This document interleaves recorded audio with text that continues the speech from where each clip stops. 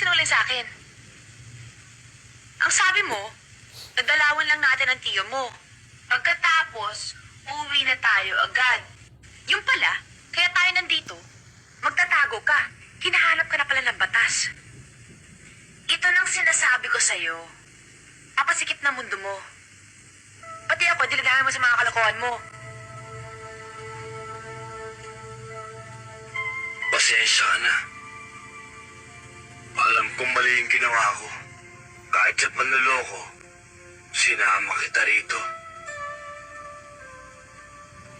Ayoko makapareho sa'yo.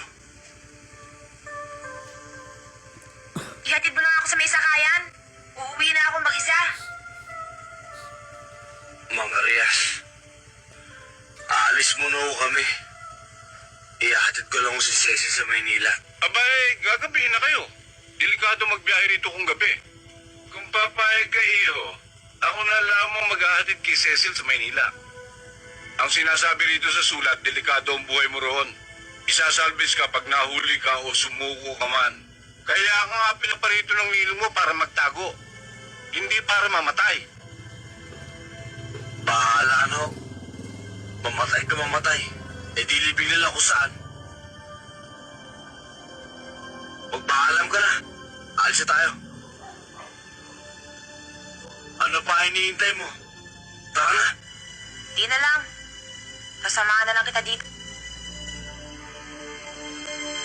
Yabang nito.